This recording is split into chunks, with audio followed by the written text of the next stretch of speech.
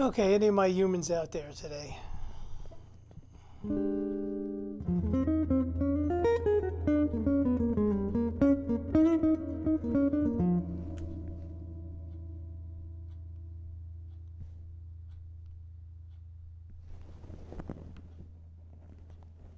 Hello, Robert Schmidt.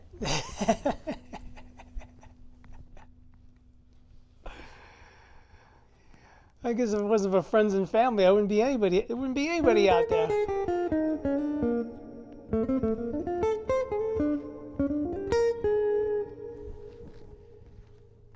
It's tough to get eyes these days.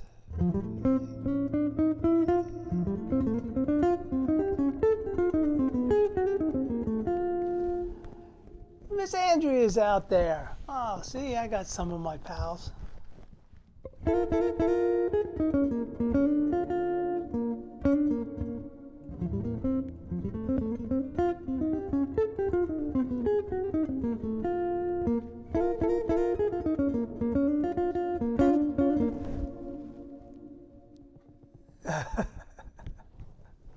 I'm going to give it a few more minutes, maybe like 2, and I'm going to drop this banner, and we'll talk about rhythm changes. You know, and hopefully if people don't jump in on this, they'll get to re-cue it up.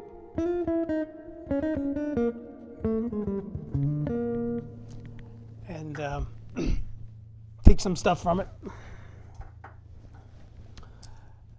Rhythm changes, the endless pursuit.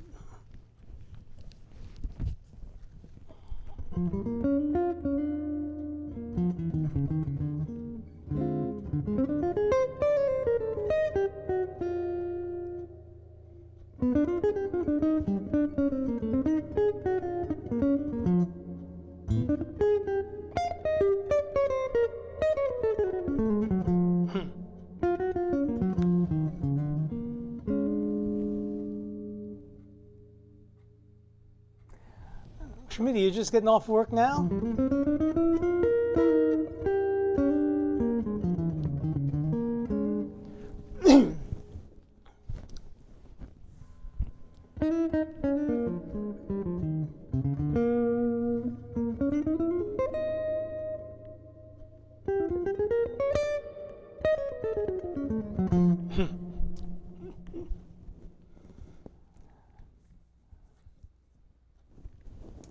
Let's just drop this banner and see what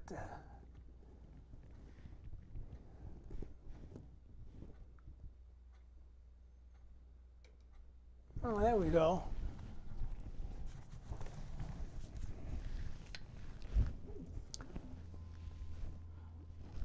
I switched to a lav mic. I don't know if that sounds any better than my headphone mic or not, but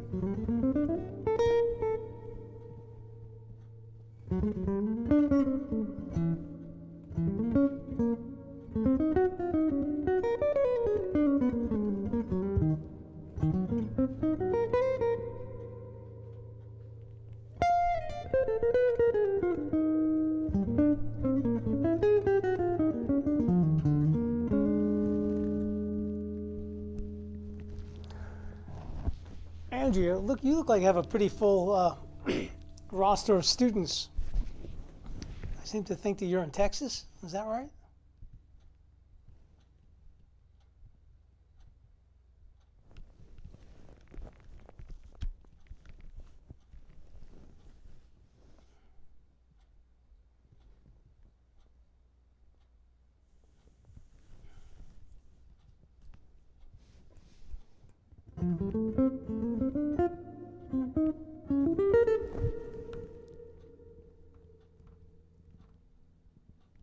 Oh, thanks. I have to rely on you all to find out if you can still hear me or not. Oh, good. I'll give it another little bit, and then I'm just going to start. Oh, Mr. Clive's here. Hey, brother. I'm sorry for this mix-up on days. I mean, some of you know and some of you don't. I have an advocation. It's not my vocation, but I stumbled across it, and it's, I guess, almost 22 years in the making. I work as an editor for CBS Evening News. It afforded me a few Emmys. I wish they were Grammys, but they're not. So I had worked there as a staff guy for a while. Many years back, I was going to go back to teaching at Berkeley, and I was going to take the ride from New York up there, and my friend Richie Hart was doing it. And then I stumbled across this job as an editor at CBS because I had taught myself how to be a video editor back when we were on videotape. Now it's all Avid and nonlinear stuff. And, they offered me a good paying job, and Richie Hart, my buddy, told me, well, you're not going to be happy getting stuck on the Mass Pike in the middle of winter, so why don't you take the job? So I took it. At some point, they made me staff. I took a buyout 4 years ago, but as my buddy Bobby Schmidt knows, who's been with me for decades, they still call me back. So this past week, they had me in. I worked last Thursday, last Monday. This week, they have me Thursday and Friday. Now I'm a freelancer, but I'll take their money as long as I'm still in the Northeast and not down in Florida, and the money's good. So hence my screw up for the last few weeks of my Thursdays, and then I bumped it to Fridays, and I tried to do it at 2. But anyway, we're here now. This topic was something I wanted to chat about way back. I'm glad you're all here to join me. I'm going to start real basic with what is rhythm changes, and then we're going to get pretty elaborate, and for the most part, kind of make it complicated and then simplify it. So let's just get started. What is rhythm changes? Well, a song by George Gershwin called "I Got Rhythm" is pretty much the basis of the chords for this this music. It's become a staple of American music, along with blues. I've always felt that when people said to me, "Oh yeah, I have an R&B band," they were pretty much telling me that most of their songs were based in blues changes or variation of "I Got Rhythm." I mean, saving all my love for you, Whitney Houston. I mean, you can go down the line with things that are based on 1-6-2-5 or 1-6-4-5 of a chord progression. All the the doo-wop stuff, breezing. I mean, it's endless. Why do fools fall in love? I mean, you go on forever. with things that are based on I Got Rhythm, but for the most part, I Got Rhythm of George Gershwin was 1-6-2-5 with a cycle 5 bridge. Okay, so let's just click on and take a look at some of the I Got Rhythm stuff. All right, I'm going to move it over so it's not covering my.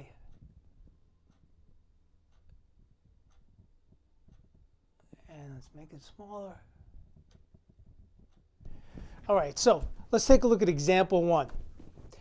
And then we're going to talk about how this is simplified. Okay, 1-6-2-5.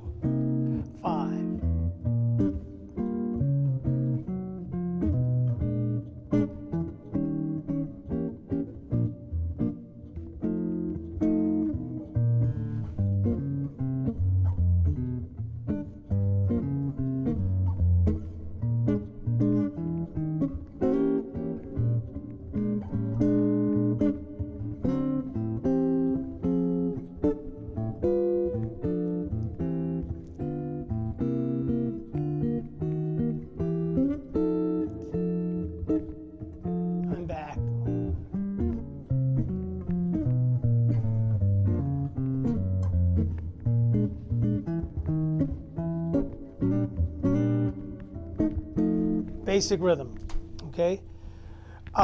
But let's take a closer look at it. It's just 1-5-1-5 for the first 4 bars, okay?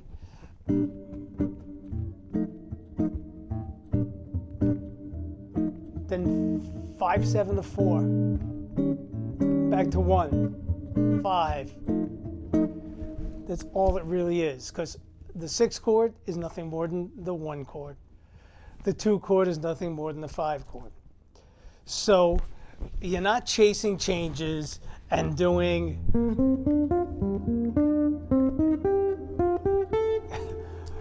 it's just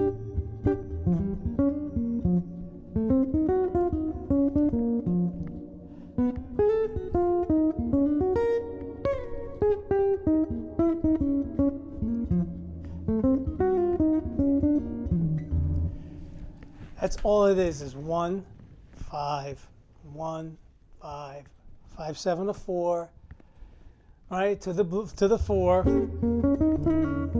and the sharp 4 diminished is just E flat 7 with a flat 9, and then back to 1. All right, and 5-7.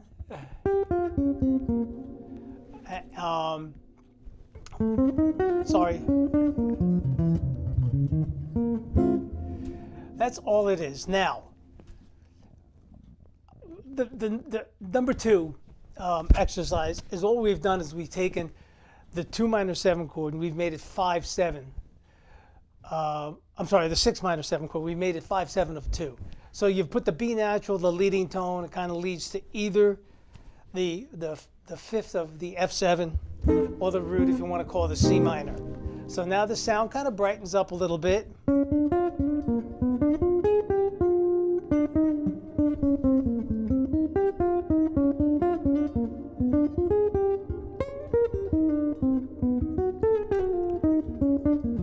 I added an alteration there, so but it's the same kind of sound. Now the other thing is, if you notice on exercise 2, I threw something in. I threw 2-5 of 4. It's still 5-7 of 4. I added, and then I went to a flat 7-7. Now, don't let that scare you. The flat 7-7 is just another 5-7 chord, okay? Which is really, basically does this. I'm going to make that really simple. It's this, right? And then,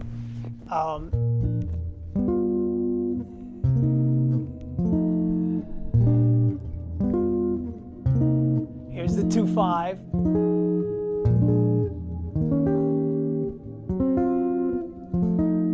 That's a 5-7 chord. It's like basically going 4-5-1. All right, and then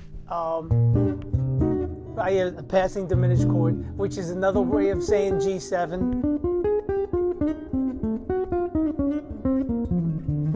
And then when I got to the cycle 5, okay, I put a 2 chord with it. You know, so instead of it being da, da, da, ba, ba, it's this.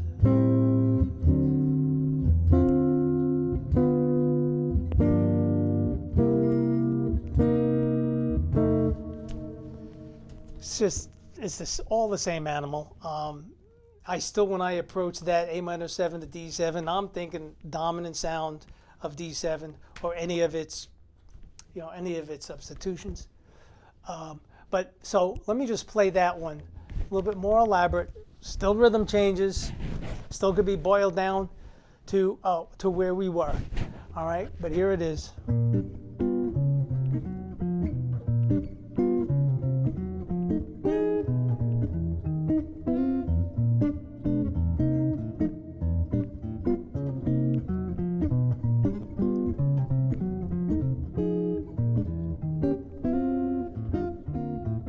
Bridge.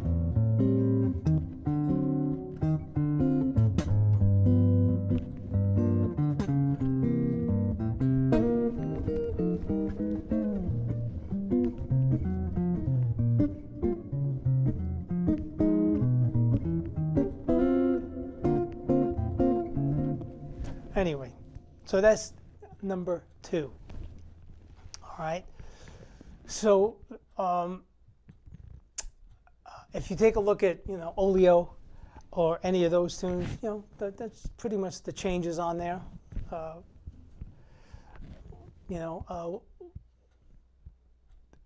Again, it can be boiled down to 1, 5, 1. I guess the hip thing is the G7 chord, okay, because it allows you a slightly different variation than staying on 1 all the time, because now you have a sharp 1 diminished 7, which is really a G7 chord. Taking you to the 2 or the C minor 6 or F9, whatever you want to call that one. But anyway, so any questions on those right now? That sounds like a cool gig. It is a cool gig. It's okay. I was there through a lot of crazy times. 9/11. I'll give you a brief story about CBS News. One of the Emmy that I won. Oddly enough, how things come full circle. When I was a Berkeley student, I had 2 piano player roommates, and they played at the Copley Plaza, and we hung out right in front of what was called Paul's Mall or the Jazz Workshop, which is on Boylston Street. And it was a common hang.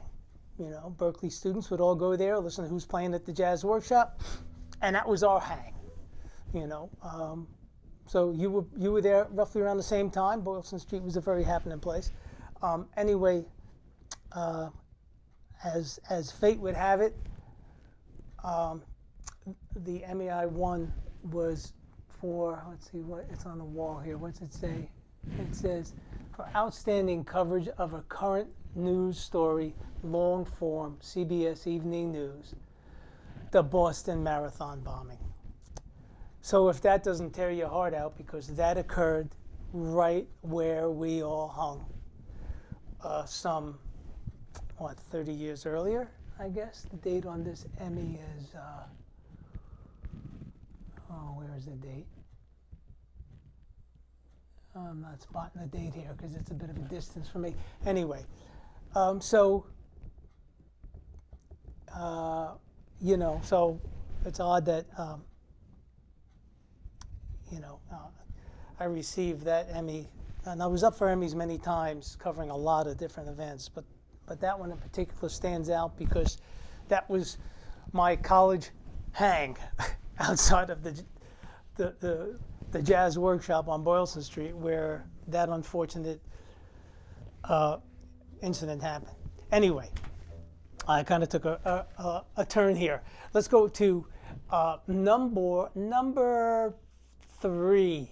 So let's lose this one, and let's go to number 3 and see what goodies I have there. Okay, Number 3 is now using passing diminished chords. It's very much the same changes as what George Benson used on a rhythm changes tune called Ready and Able.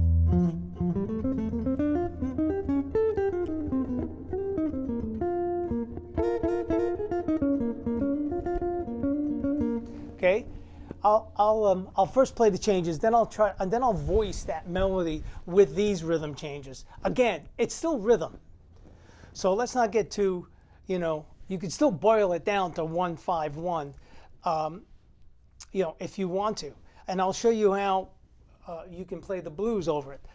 We'll get to that as I get to. I'm throwing all of this stuff into this gumbo, and then I'm going to start to extract it. So here's the changes to that.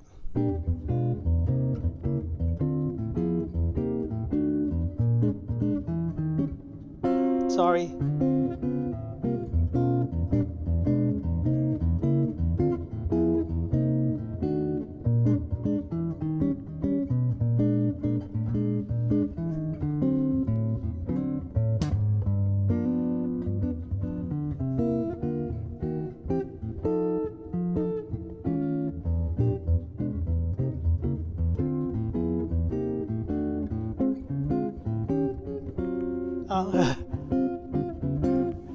Anyway, now what does that afford us? Okay, well, now you can play over those changes.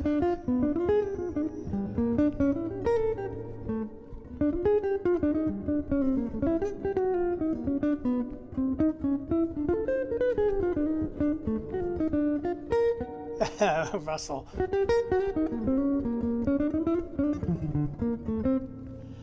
Bridge.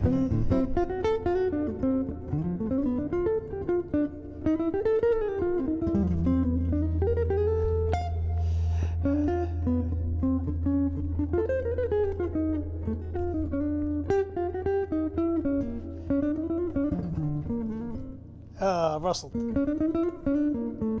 That's a little bit more like it. Anyway, so you can blow over those changes, and here's what that is harmonized. Let's see if I can get you part of that melody with these rhythm changes.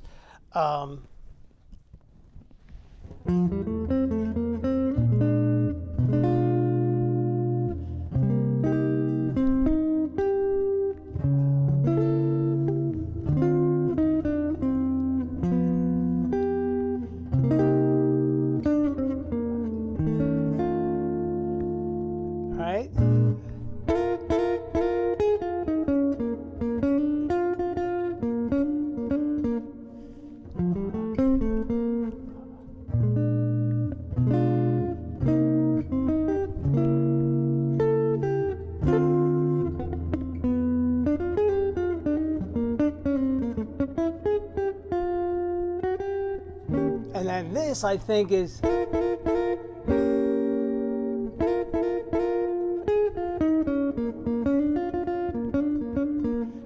I want to hear these changes to that. And we're back to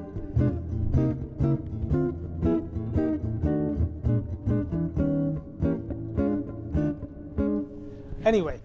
So that's taking the a bit far afield, but that's that tune is called Ready and Able. George did it, I think, with Jimmy Smith somewhere. I think it's on his cookbook record. I think it's been a while. It's on a number of compilations also, but that's still rhythm changes. Now, here is what I do when I play rhythm, for the most part, is I make them cycle 5 dominant 7th chords, and I get this.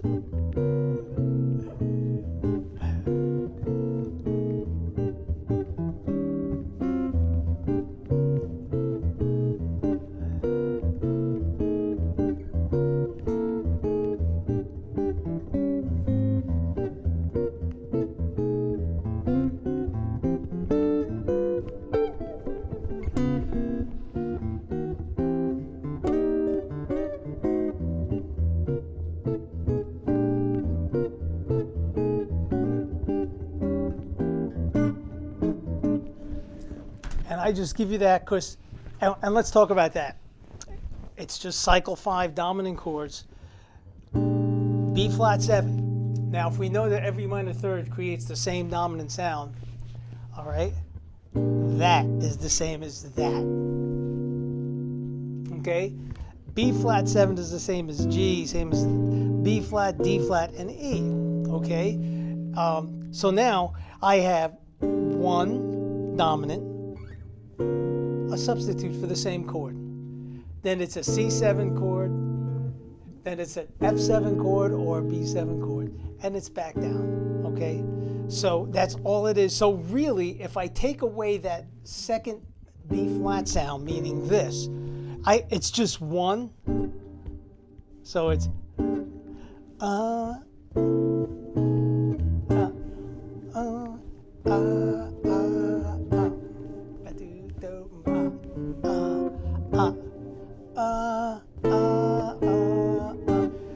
So now I've boiled that down into being one chord, 5/7 of 5, 5. Okay, now keep that in mind. If this and this and this and this are all the same sound, okay, same gravity, because they're substitutes, then C7 is the same as E flat 7. So now watch. Now this to this is basically this to this to this. So it's the blues. 1, 4, 5, 1. So here is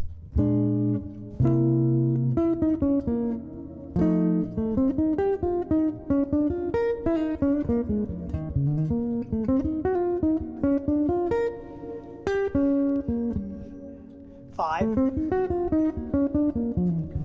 So now I've created this.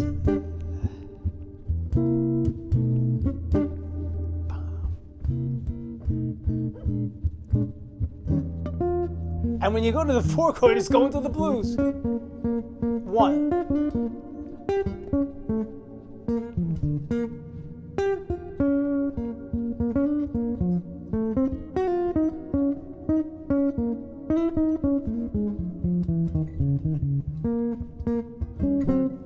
Okay, so now we brought it back down to its simplest forms. Now I've just turned this, my version, right? Throw that away because it's the same as that, and all you got is this: 1, 5, 7 of 5, 5, 1, 5, 7 of 5, 5, 1. Okay, so now it brings it right back to square one. Because E flat, look, here is the diminished arpeggio, which can be one of 3 chords, right? Could be three different dominant 7 chords. And now 5/7 back to 1. Again, 1 chord, B flat 7, C7, F7, back to 1. So I'm not chasing changes. Just know what's under your fingers. I guess theoretically and sound-wise, and just voice lead from melody to melody. Okay, so that I think is why the blues works over rhythm changes. You know, people say, "Well, yeah, I did a blues with a bridge." Well, let's take a look at that.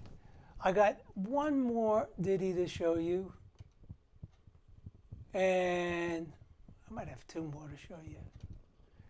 Here it is, rhythm, blues with a bridge. 1 chord, 5, 1, 5. Go to the 4 chord. 1. It's a blues with a bridge. Ba, ba.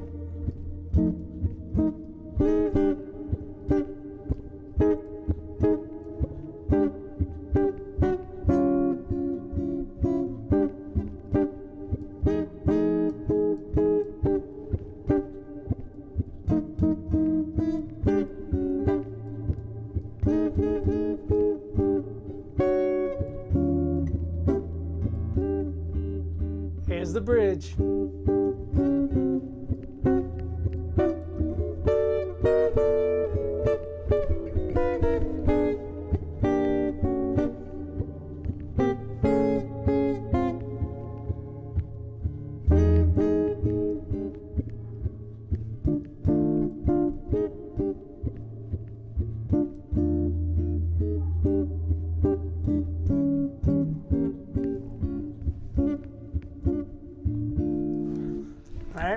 I'm going to do that one more time. I take the top last 8, I think, just to.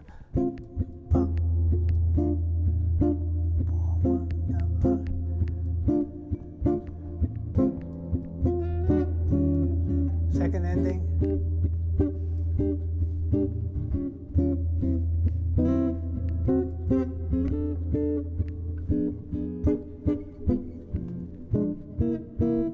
Because I think I screwed that up on you.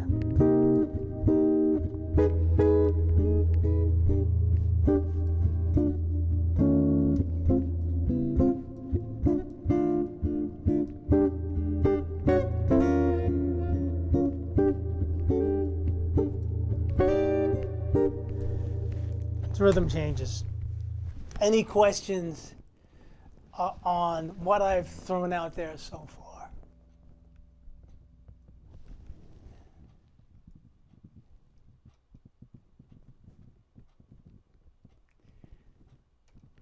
And here's one last one. You all can tear this stuff apart when you have time. I just wanted to touch base with rhythm changes. There's so many variations. There's so many things online. There's so many great things online that you can learn from. So I just threw these little quickie charts down so that just to kind of relate a little bit to the blues and to rhythm. What did I call this one? Oh, this was going back to what we talked about just previous, where it's a 1 and a 4 and a 5, the A section.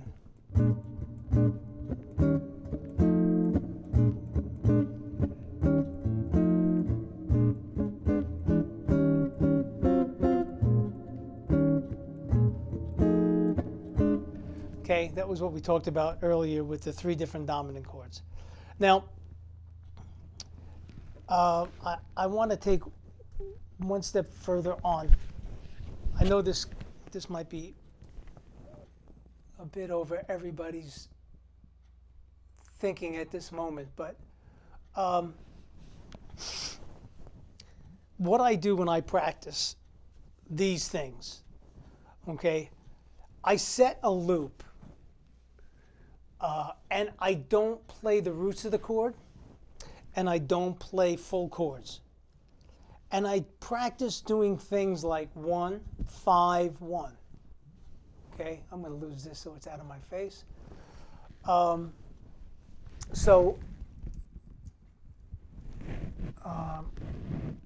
think I have a loop here set up somewhere. Let's see.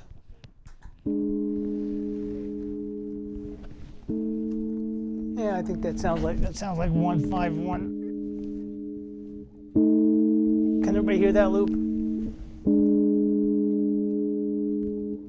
Hey, Sammy. You all hear that loop?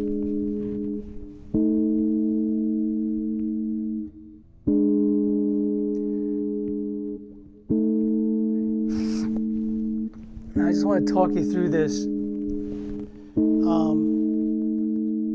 because 1, 5, 1, when you isolate it, then all of a sudden you can, it just kind of frees you up, but you have to isolate it to start with. So here's 1 to 5, and I think I'm just doing this. Yeah. Okay, so that's just any kind of B flat 7 to anything you want to call. Cool. Anything you want to call a dominant sound taking you back to B flat. And I'll talk to you in a few different ways about this. Okay, so here's my 1.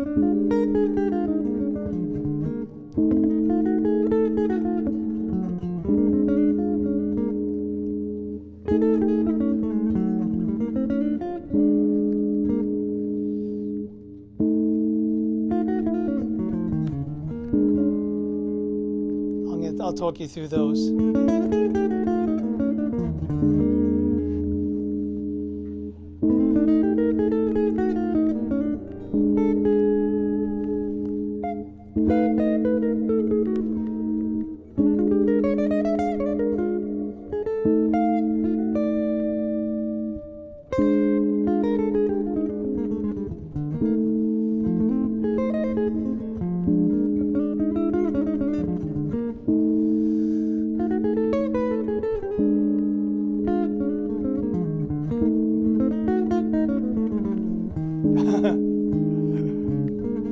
All right, so let's talk a little bit through those.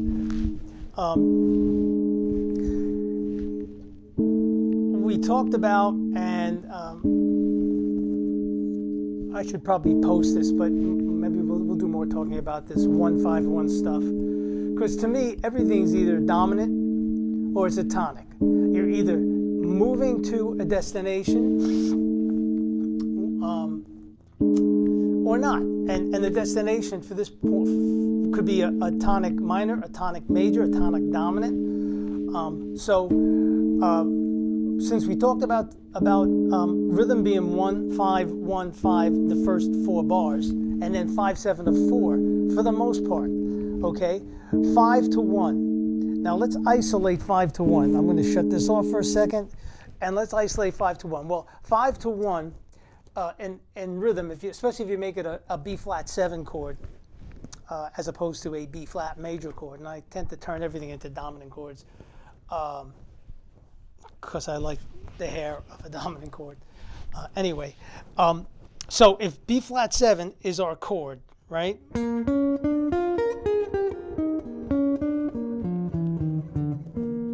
Let me switch cameras here. Maybe is a better view. Is that better? So,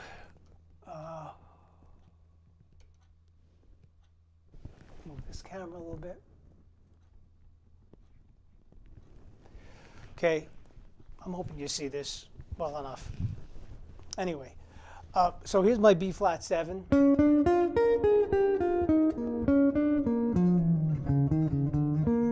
Now, our first type of dominant sound, kind of, I guess for lack of a better word, our simple dominant sound would be anything based on an F7 chord. Okay, now, or a C minor 6.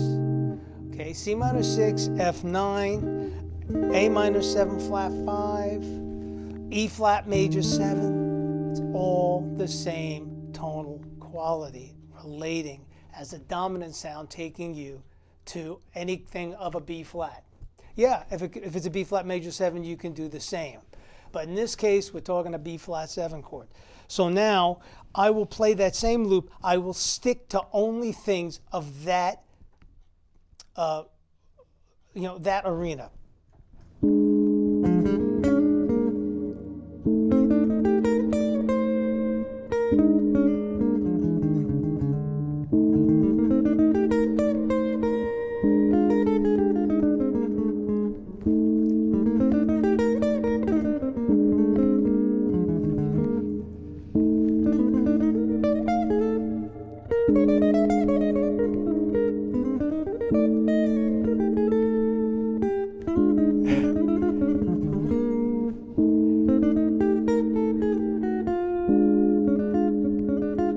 Look, as soon as I hit the E flat, you hear it as a dominant sound. And That time I just played an E flat major 7 chord. Back. That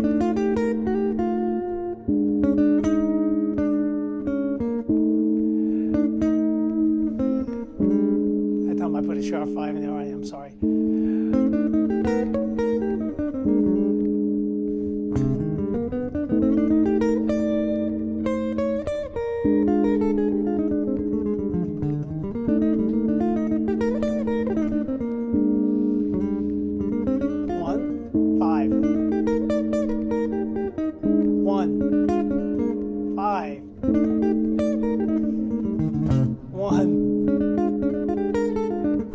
I made that a major 7. I thought I was only talking dominance, but here.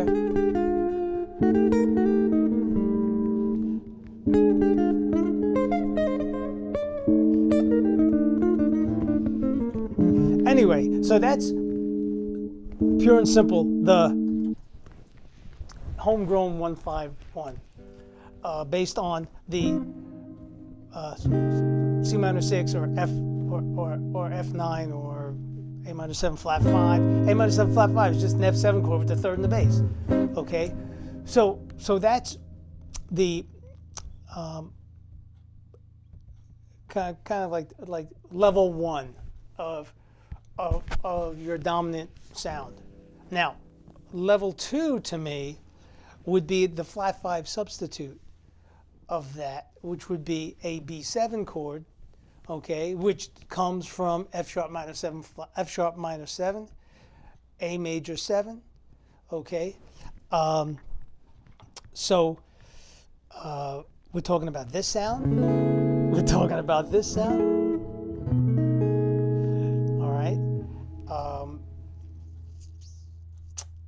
So let's listen to that sound now, and you'll hear how it has a little bit more hair, and it has a hipper resolution, because now with more hair, when you finally resolve, there's a really strong feeling of resolution, and it's just that there's a better settling sound to it. Okay, so that's based on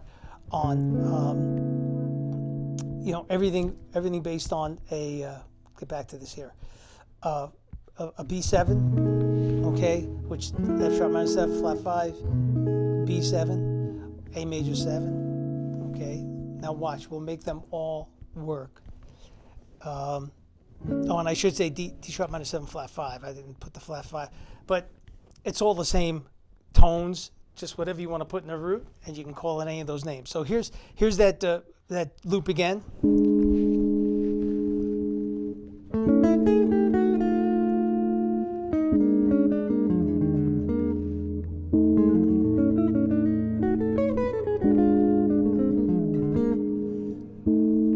Let me see if I can get a better camera angle. Now watch, I will arpeggiate A.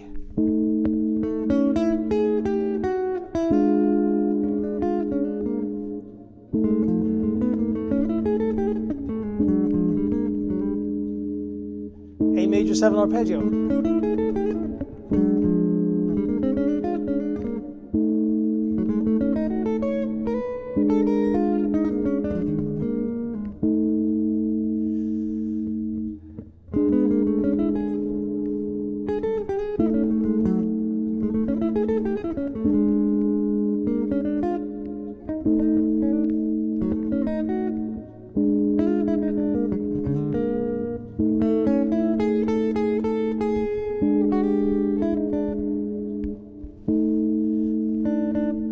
A major 7. I'm sorry, that's 1. Here's 5.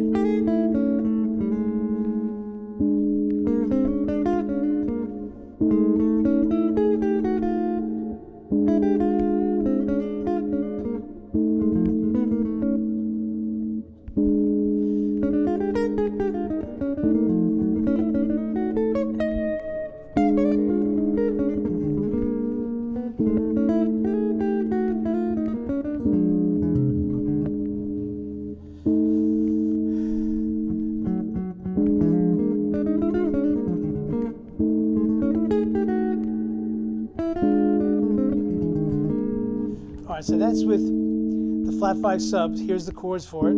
So you got this.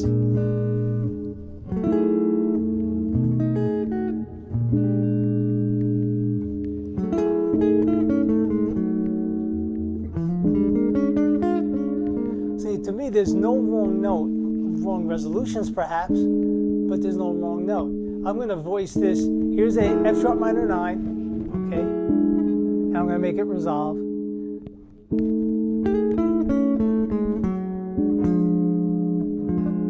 Now, think about this.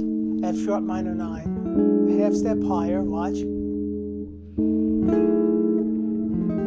to the B flat. So it's nothing more than going a half step below or half step above where you're going, okay? One more time. Here's the one chord.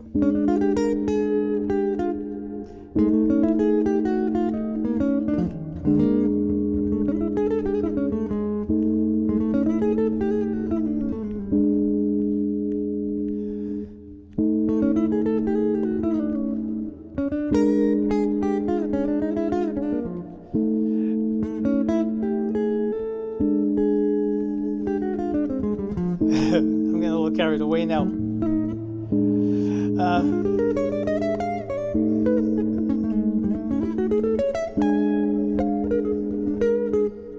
Anyway, so that's the next level. Before I get a little too stretched out on that one. Okay, now this next one's a little bit more abstract, but now it's everything based on let's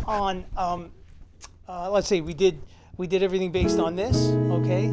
So now let's go to the flat 7/7, which is another dominant sound. Hello, Rosmel. See you, buddy. That's the flat 7 sound. So now listen to that in the context of 1-5-1. Here's 1.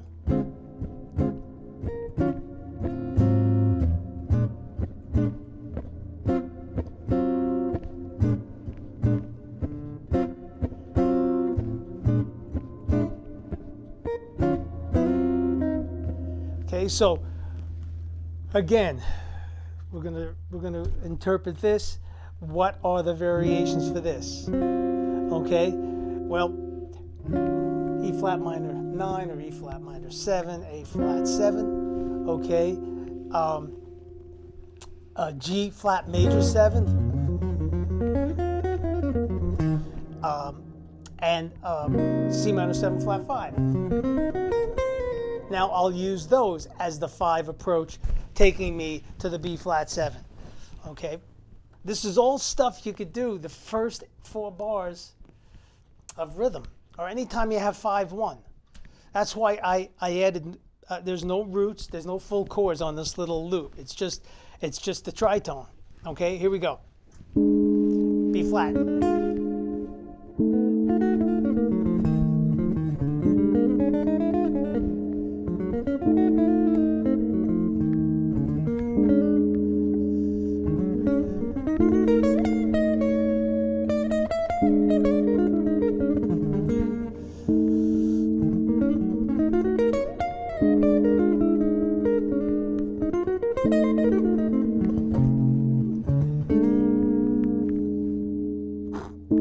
It's so much fun.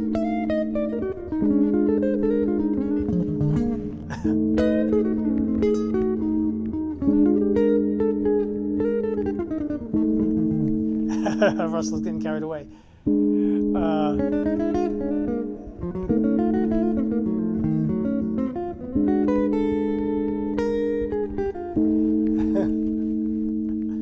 B flat, E flat minor, B flat, E flat major 7. It's all the same, okay? So that's that one. Now the last one, to me, is the most abstract, and that would be using a D7 sound as a dominant sound. It's there. It can be used. It's a little, I don't know, it's kind of a combination, having a little bit of hair but not enough, but let's try that. Hey Bobby, my love to everybody. Thanks for popping in. So let's take a look at that one, and then let's just think about why these all work. They all work because of the minor third principle, right? In most cases, the minor third principle is strategically based on the symmetric diminished scale. But I'll show you why I rarely use the symmetric diminished scale. It doesn't fall in my ears. It doesn't, it sounds very contrived even when I use it. But anyway, let's do the D7 sound and give that a listen. B flat.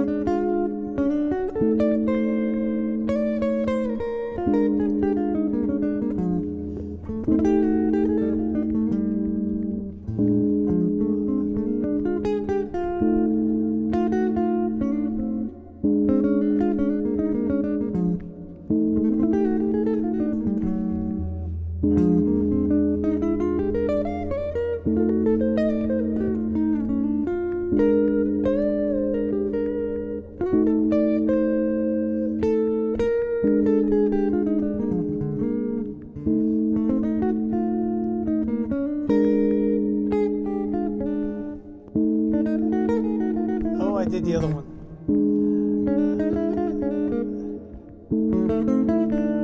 See, that kind of, that flat 5 sound kind of doesn't work with me that much, but it's there.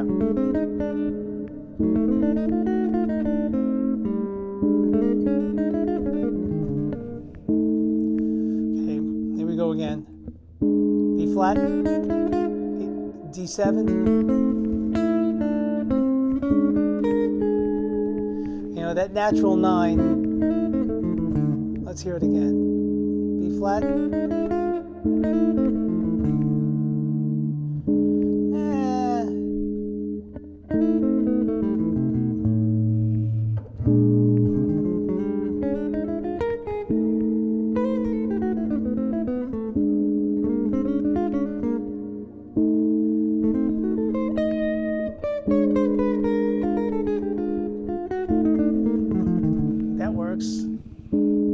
Anyway, that's the one that's the most abstract, but let's talk about why they work. They work off of the diminished arpeggio, the 4 notes the 4 chords, well, the 3 chords that are based out of the symmetric diminished or the diminished arpeggio.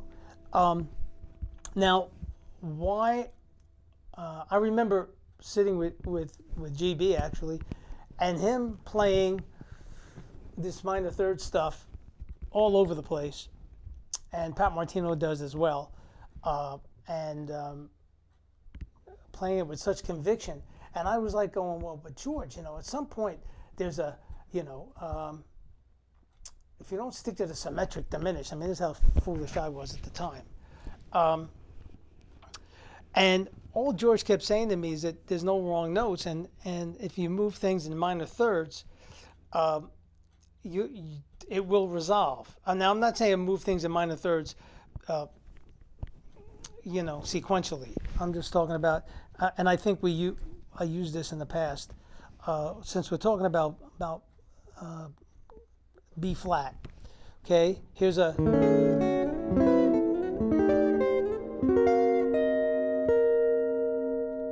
Okay. So if I'm using this, and it's going to take me here.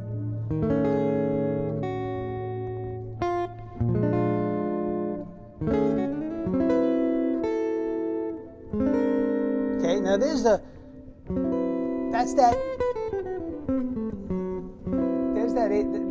D7 one. Okay.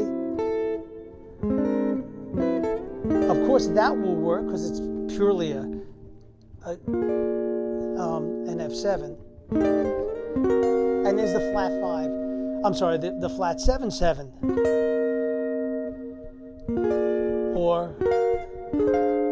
Okay, so he doesn't care about having a major 7, because it's going to be chromatic approach, to a chord tone, half step below. when it finally resolves. The other thing, let's just take something apart here for a second. Let's just say I'm using an F7. Let's just say I'm using a flat 7/7 to bring me back to the B flat 7 chord. Okay. Now, if I wanted to use an altered dominant scale,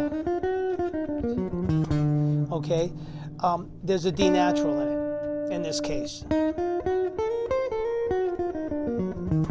Now, if I was playing that, George would say I'm giving it up too soon, meaning that the D is the third of the B flat 7, right? So if I'm already playing it, it's kind of like the resolution's kind of semi-happened already. So now if I'm playing 1, okay, here's the 1. Here's the 5.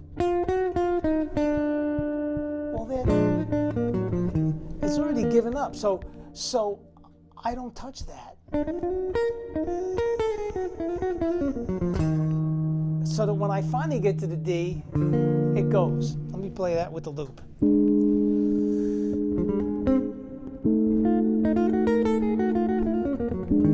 See? It's right there. Now I could have very well, but I've already said it. All right, here's the D. I've said it twice, but if I don't go,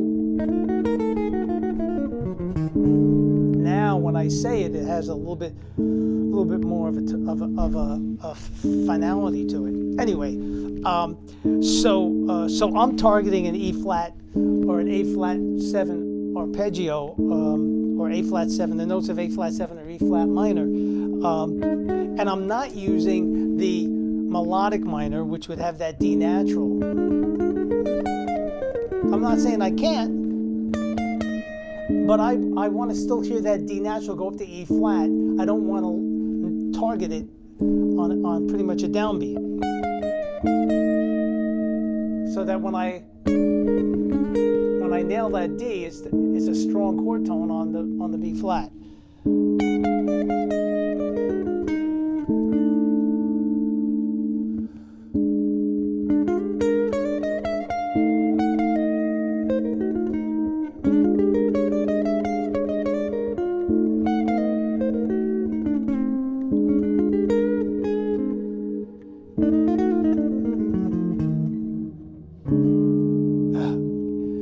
So anyway, that's what I thought he meant by I'm giving it up too soon, because I'm hitting that D natural, and that's a strong chord tone to resolve to because I'm going to the B flat.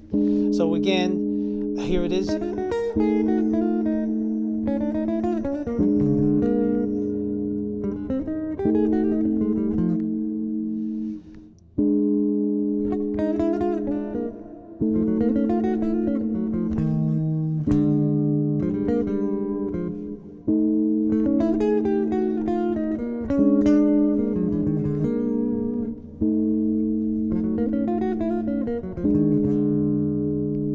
So anyway, I hope that sheds some light on things.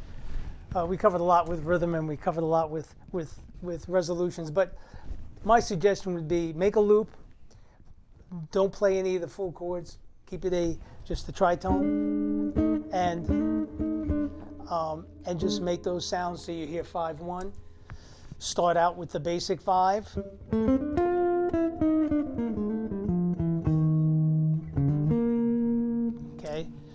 And then start to use the other of the three of your 3 options. Okay.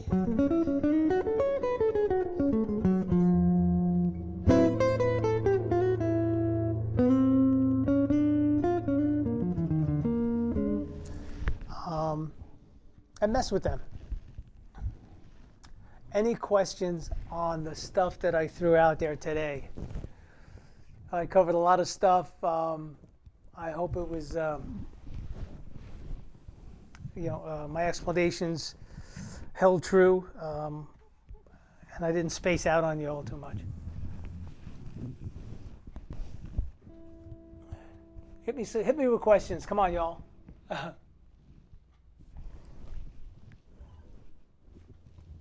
I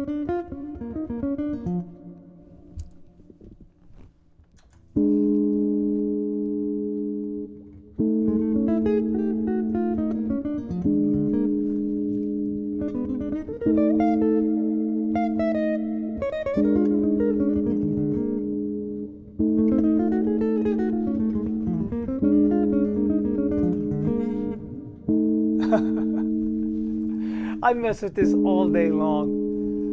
You know, ask my wife. I sit here and I just mess with all these different ways of trying to make things resolve. But that's how I would do it. Think about breezing. You know, breezing is just 1 to a 5 chord. You know, in the key of D. That's all it really is.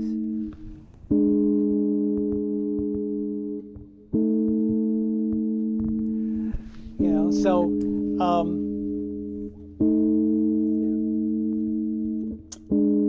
yeah, it does take a while to digest, and you know, to tell you that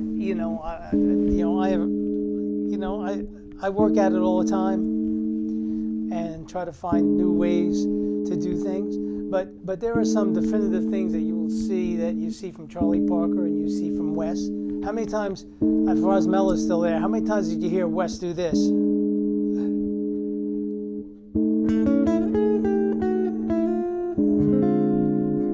And that's just an A major 7. Okay, but what's he thinking of? He's thinking of it.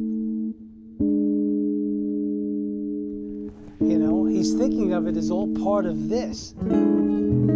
All of those 3 combinations of chords that we, for lack of a better term, I gave 4 different names to. You know, but they're nothing more than the same targeted notes. It's just not symmetric diminished. Symmetric diminished would be this. You know, I'm not saying it's not useful, but this to me is.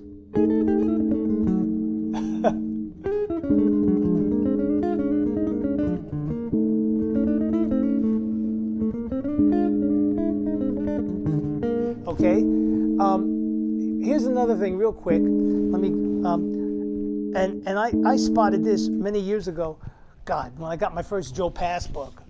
And Joe Pass started doing this. He took the simplest little triads. All right, so let's make this, so we're in B flat, so let's stick to B flat. Look,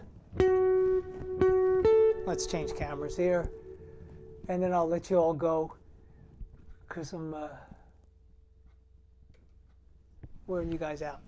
All right, D7, going to this. Okay, here's a B flat triad, if you can see it. Okay, now let's move that to minor 3rd and make it go to B flat. Okay, move it to minor 3rd.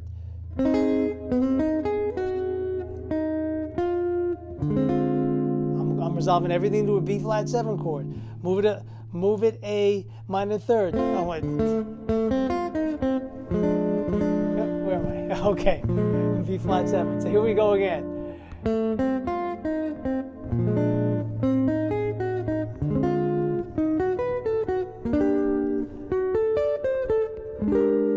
The only thing I did here was I played a 13 chord or major 6 chord and made it resolve there. I could have went, doesn't matter. Okay, so now you tie a 2 chord to every one of those dominant chords and you have that same minor 3rd principle, not based in the symmetric diminished, although it's based in the diminished concept, the minor 3rd stuff. Anyway, I hope that's helpful. Next, this coming Thursday, you won't see me. I'll be sitting in the newsroom or doing something at CBS News. So look for me. If they don't ask me to come in the following week, then I should be okay for the following Thursday. We're going to go back to something real basic. Chord tones, silly. Everything based on chord tones. Voice leading and chord tones. So I think that's important. I think I've covered enough of all this craziness. So, oh, you're welcome, Sam. It's my pleasure, man. It's good for my soul to pass all this stuff on. Believe me. So, fast forward through a bunch of this stuff. Hopefully, it'll sink in. It'll stay up there. I'm not going to take any of this stuff down. Clams, no clams, oysters, whatever's up there, you guys get to see it. It's all real. So, watch for me next week, but you won't see me this Thursday. And I am still working on doing my guitar chats on a Saturday. Again, we're going to try to do another one with my buddy Barry Green and also my good buddy Richie Hart. Guy's head's exploding. It's time for a drink. And also, I have a dear friend who was part of the rock and roll scene in New York in the, I want to say, late 70s, in a band called the Brats, which actually had groups like Kiss and Debbie Harry opening for them.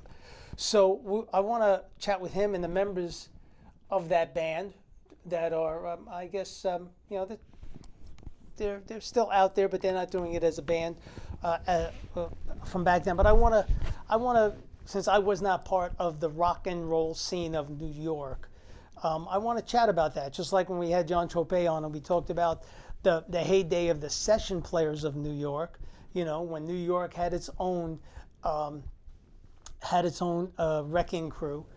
That was cool. So I want to do a chat with them and talk about the whole rock and roll scene, Catch a Rising Star, Pat Benatar, that whole thing. I was not around during that.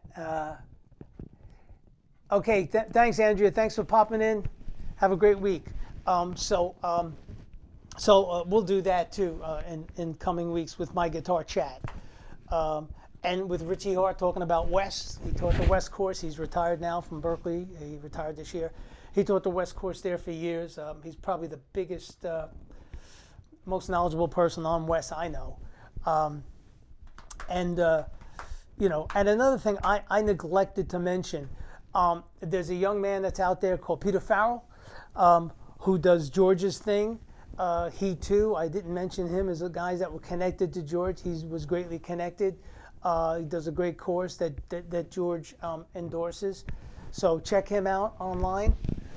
It was my bad. I had forgotten when I was mentioning all the different people that got to see and hang with George up close.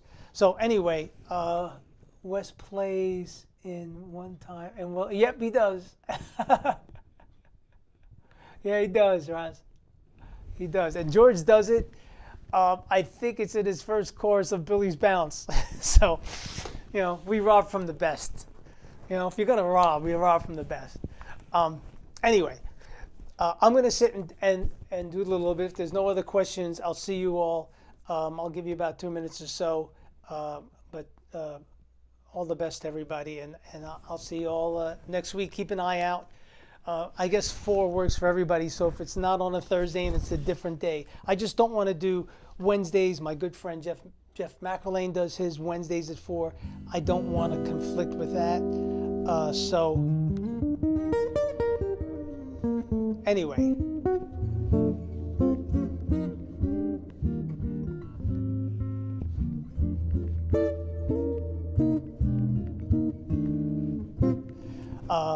I'll hang for a minute, and if I don't see any quick little ditties pop up there that I need to address, I'll chat with you all next week. And thanks for coming out.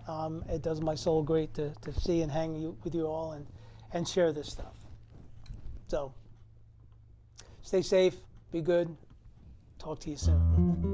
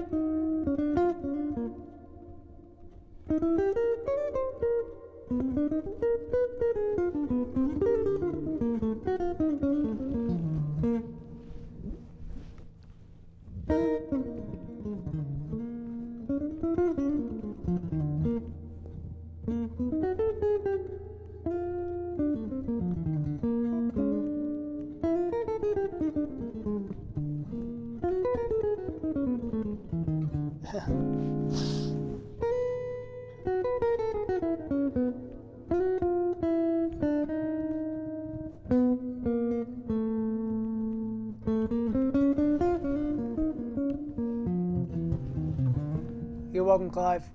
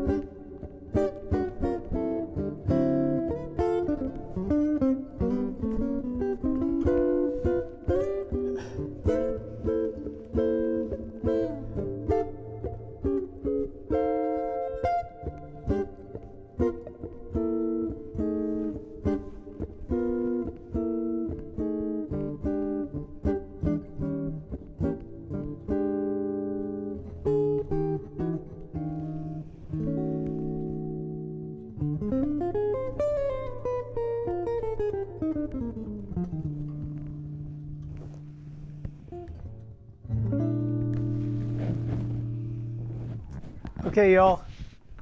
Stay safe. See you soon.